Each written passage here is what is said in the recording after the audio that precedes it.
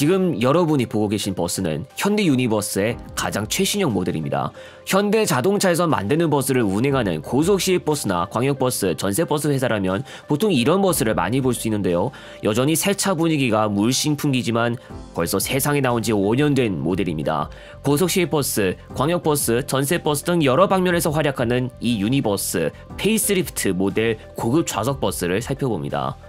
먼저 유니버스에 대한 간단 소개를 해보자면 에어로의 후속으로서 2006년에 최초로 출시된 고급 좌석 버스로 에어로가 1980년대부터 후소화의 기술 제휴를 통해 생산된 것이라면 유니버스는 현대자동차에서 독자적으로 개발한 점이 특징입니다. 에어로 LD, LS는 2010년까지 생산됐으나 LDX나 하이스페이스, HSX, 퀸 및 익스프레스 하이클래스가 2006년에 모두 이것으로 대체되면서 본격 현대자동차 독자 개발 버스의 장을 열었습니다.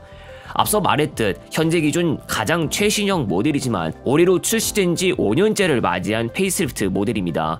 디자인 변경 전 모델은 바로 이것으로 뉴 프리미엄 유니버스로 불리었던 모델. 2015년 본격 유로6 체제로 들어서서도 큰 디자인 변경은 없었으며 이 디자인은 정식 판매 기준 무려 2012년부터 약 7년간 이어졌습니다. 그러나 오리지널 모델에서 몇몇 부분만 바뀐 것에 지나지 않았던 뉴 프리미엄 유니버스였고 2018년 기준으로 유니버스가 나온 지 12년째를 맞이한 시점 후로 많은 디자인 변화가 일어나서 2019년에 출시된 것이 바로 페이스리프트 모델입니다. 현재 신차로 도입할 수 있는 유니버스의 트림은 SD급, 엘레강스, 프라임과 HD급은 프레스티지를 포함해 노블 EX 그리고 노블 EX의 염가판인 프라임 EX로 구성됩니다. 엘레강스는 전장 11.76m, EX형은 전장 12.52m, 그 외는 모두 전장 12m입니다. 노블 EX는 페이스리프트 모델이 출시됨과 동시에 추가됐지만 이 트림에 대한 가격 부담을 덜어줄 염가형 프라임 EX가 후에 추가되고 프라임 EX 내장에는 노블 트림에 사용되는 부품이 아닌 SD급 트림에 사용되는 저가형 부품들이 사용됩니다. 리프 스프링 서스펜션을 사용하는 클래식이나 컴포트 트림은 이미 단종됐기 때문에 신차 출고가 불가능해져 현재 유니버스의 최하위 등급은 엘레강스입니다. 엘레강스보다는 약간 높은 트림이었던 럭셔리도 존재했으나 2020년 6월에 단종됐습니다. 천연가스 충전 설비가 갖추어져 있고 광역버스에서도 폭넓게 운행할 수 있는 천연가스 모델도 생산하고 있는데 이는 주로 SD급에 해당됩니다. 앞과 뒷문이 있는 것은 엘레강스, 앞문만 있는 것은 프라임을 사용할 수 있습니다. 본래 앞문만 있는 것은 럭셔리 트림이 담당했으나 단종 이후 프라임으로 변경된 것인데요. 아이러니하게도 전장이 더 긴 광역버스 모델을 들이게 되면서 전보다는 어느 정도 좌석 간격을 넓힌 효과를 가져오게 됐습니다. 과거에는 기아 그랜버드만 전장 12m를 초과하는 트림이 있어 12m보다 더 긴 고급 좌석버스 선택권은 기아차밖에 없었지만 2019년에 EX형이 출시되면서 선택권이 더 늘어났고 EX형의 전장이 12.52m로 기아 그랜버드보다 더 길어졌습니다.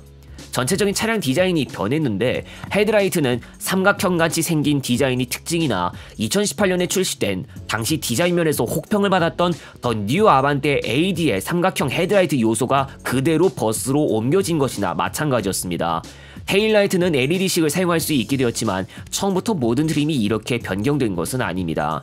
초창기 SD급은 이전 세대 노블 트림 전면부 디자인을 그대로 사용하게 되어서 차량 외부 디자인 면에서 완전히 세대 교체를 한 것은 아니었습니다. 엘레강스 트림은 유로6 체제 들어서도 외부 디자인을 전혀 교체하지 않았던 점은 있었지만 그래도 최신 디자인을 미적용한 건 마찬가지였습니다. 하지만 2020년에 모든 트림이 노블의 전면부 디자인으로 바뀌면서 그동안 노블이만 적용하던 전용 디자인을 고수하던 틀은 깨졌습니다. 다만 B필러는 여전히 없습니다.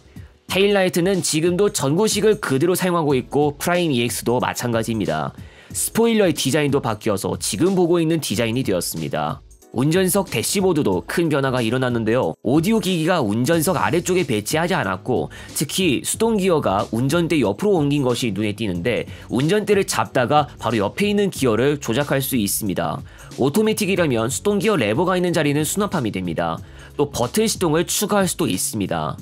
고속시외버스나 전세버스로 운행할 시 사용하는 선반의 디자인도 변경되었고 주로 플라스틱 소재로 마감한 것이 눈에 띕니다. 에어컨 루버는 2015년식 그랜버드 HD급에서부터 사용되던 것이 적용됐습니다. 그 밖에 차량 내부에 쓰이는 색깔이 변경되기도 했습니다. 유니버스 페이스리프트 출시 초창기엔 옆면 비상구 설치 의무 규정이 적용되지 않았으나 2020년 중부터 좌측 뒤 타이어 측에 비상구가 추가되었고 이로 인해 프리미엄 버스의 좌석수가 하나 줄어들면서 2021년 이후에 출고한 차량과 그 전에 출고한 차량의 승차 정원이 달라졌습니다. 프리미엄 버스의 좌석은 165도까지 리클라인이 가능한 좌석에 각종 기자재까지 포함하다 보니 공간을 많이 차지합니다. 비상구는 옆면뿐만 아니라 천장 쪽에도 설치됐는데 차량이 옆으로 넘어졌을 때 그것을 이용해서 탈출할 수 있습니다. 처음 유니버스는 내연기관에 해당하는 디젤이나 천연가스 모델로만 출시됐습니다. 현재 디젤 L 엔진이나 천연가스 Q 엔진이 그것으로 각각 최대 440마력, 340마력입니다. 그러나 기후위기가 대두되고 탄소 중립이라는 키워드가 떠오르면서 현대자동차도 친환경 성격의 버스를 준비하는 수순을 밟았으니 지금 인천광역버스에서 주로 활약하는 유니버스 수소버스입니다.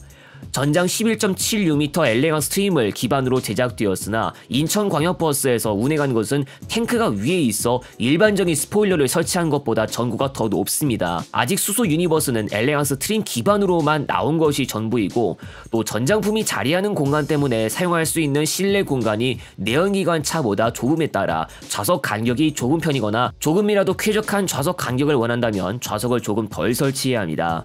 이 버스는 경기도 광역버스에서 활약하지 못하고 있는데요. 현재 다수 광역버스 노선이 공공버스로 운행하고 있는데 공공버스에서 정한 규격을 충족하지 못한다면 운행할 수 없기 때문입니다. 또 고속시외버스나 전세버스에서도 활약하지 못하는데 가장 근본적인 원인으로 인프라가 크게 부족한 점이 꼽힙니다. 유니버스 페이스리프트가 정식 출시된 지 5년째를 맞이한 시점, 그간 주변에선 변화가 일어났는데 2020년에 기아자동차 그랜버드 슈퍼 프리미엄이 출시하면서 새로운 모습으로 단장했지만 같은 현대자동차 그룹 브랜드이기 때문에 큰 타격을 받는 느낌은 없습니다. 자율대우버스가 우리나라 공장을 완전 정리하면서 대우 FX를 국산차로 들일 수 없게 되었는데요. 대우 FX를 줄곧 도입하던 버스 회사들은 현대자동차 그룹의 버스 모델을 택해하게 됐습니다. 그나마 대우 FX로 좀 분산되었던 것이 한쪽으로 더 쏠려버렸으며 최근에는 오래된 차량들의 대차를 위한 신차 발주가 줄을 이으며 신차 출고 지연이 발생하고 있습니다. 사실 우진산전이나 범한자동차에도 고급 좌석 버스 모델은 있는데요. 순전기 버스인데 고속시외버스 업계에선 여러 여건상 이유로 선택하지 않고 있고 KGM이 계획하고 있는 고급 좌석 버스도 역시 순전기 버스이기 때문에 앞으로도 마땅치 않은 디젤 고급 좌석 버스 선택권 상황에다가 출고 지연이 계속 이어질 것으로 보입니다. 신차 출고 지연은 심각하지만 좀 기다린다면 유니버스 페이스리프트를 더 많이 볼 수 있을 것 같습니다.